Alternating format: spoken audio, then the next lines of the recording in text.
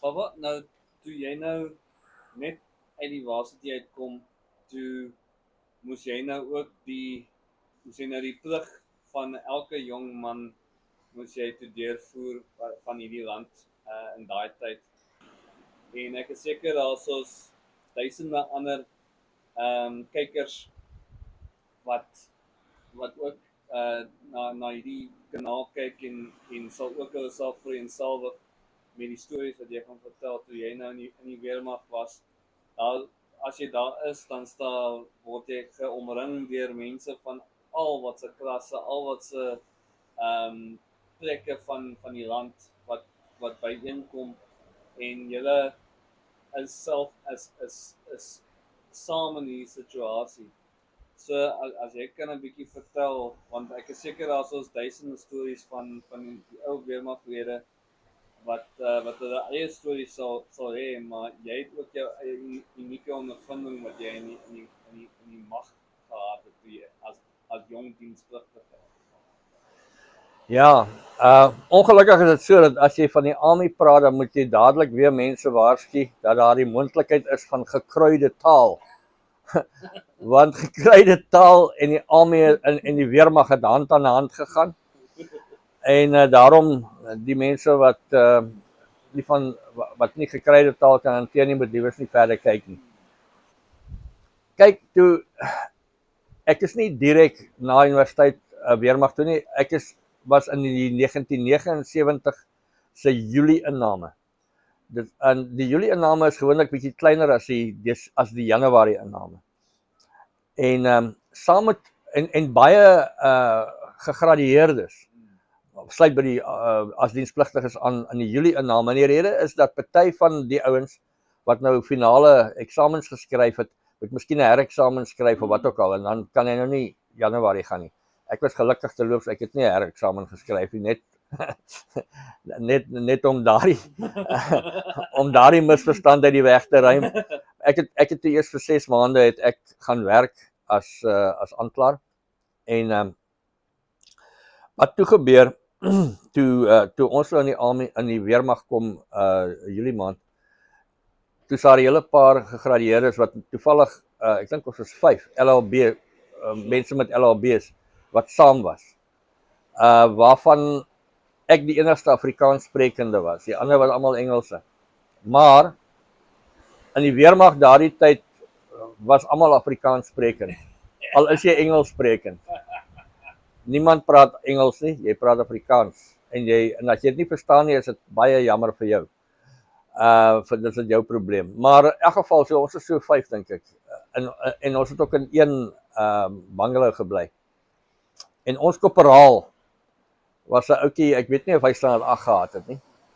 En hy was ook 'n wat hulle noem 'n one-liner. Hy was nie eens 'n vol korporaal nie, hy was wat in Engels noem 'n lance corporal. Een streep, net so een streep. Toe ons die eerste dag daar aantree, toe sê hy, "Ha! So julle is die manne met die grade. Julle is die manne met die grade, né? Nou laat ek net vir julle 'n ding vertel. Ek het ook 'n graad. My graad sit hier." En hy wys na daai een streepie van hom toe. En weet julle wat beteken hierdie graad? Dit beteken ek is 'n En julle gaan dit agterkom. En hy het nie gelieg nie. Ons het dit agtergekom. Hy was presies daai ding wat hy beskryf het. So gebeur dit, eintlik interessante stories. Gebeur dit nou is ons, daar's 'n hele paar Jode ook saam met ons in die bungalow. Yes, en ons kry swaar. Ons word rondgejaag en ja, hulle werk hard met ons en hulle vloek vir ons en so aan. Die Engelse ouens is gelukkig, hulle verstaan miskien nie al die vloekwoorde nie, maar hulle word en ons word ook gesê dat jy kry nie 'n pas voor jy nie ten minste ek dink na 3 maande nie, kry jy eers 'n pas. Dan kan jy eers uitgaan en jou mense sien en so. So ons het heeltyd maar net hierdie overalls, ons het army overalls aan. En partymal het ons gevind dat party van die Joodse ouetjies het sag groot geword. So dit het baie gebeur dat dat hulle sal sê, David drop sy maatjies en so. So dan het ons daai ouens gevat fisies en hulle gedra saam met ons. As ons moet hardloop en hulle raak agter en so. So ons het hulle. En toe die eerste Vrydag nadat ons ingeklaar het.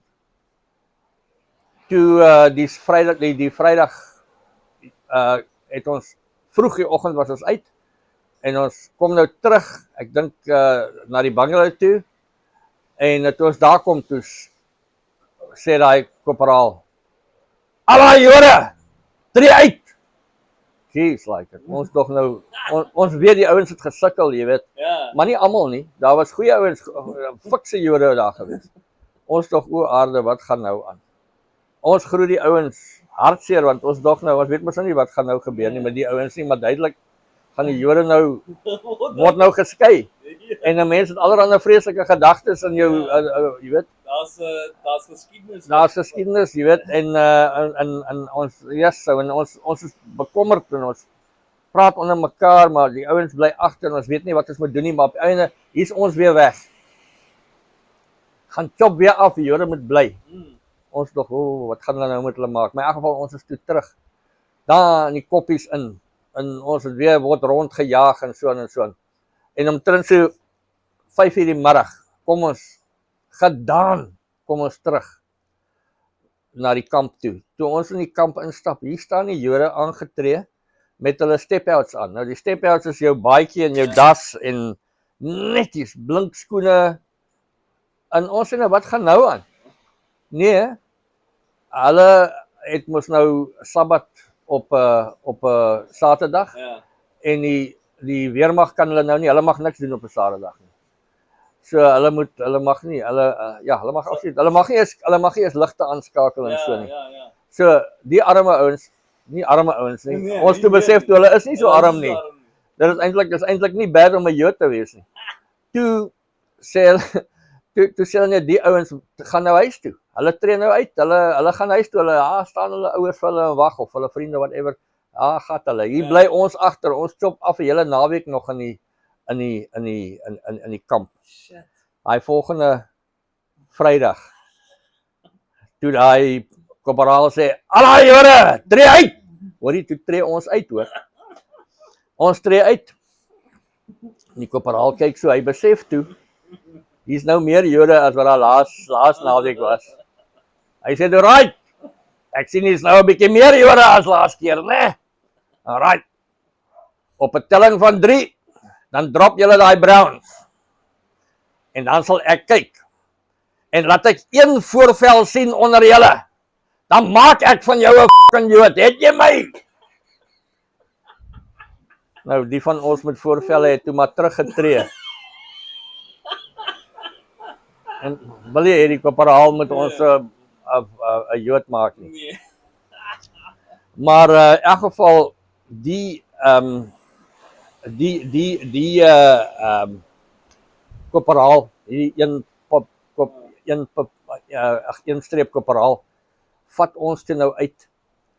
Nou moet ons kaartleeswerk gaan doen en ek weet nie wat alles nie. Nou is ons in die nag daar aan die veld. Nou sê hy, "Right. Nou sit ons wagte uit."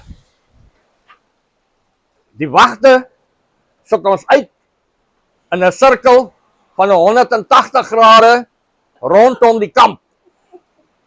Nou kom die een ou, amper sê ek nou sy naam, een Engelsman. Sê, "Korporaal, jy bedoel nie miskien 'n sirkel van 360 grade nie?" Korporaal vervies hom liderlik. "Luister troep, jy kry groot sirkels en jy kry klein sirkels. Ek wil hê julle moet nie Moerengonloop staan op wag nie, jy staan nie naby in 'n klein sirkel rondom ons. Het jy my?" Nee, ons het hom. Nee, is reg, korporaal, dan maak ons sirkel van 180 grade, dis reg so, ja. Ja.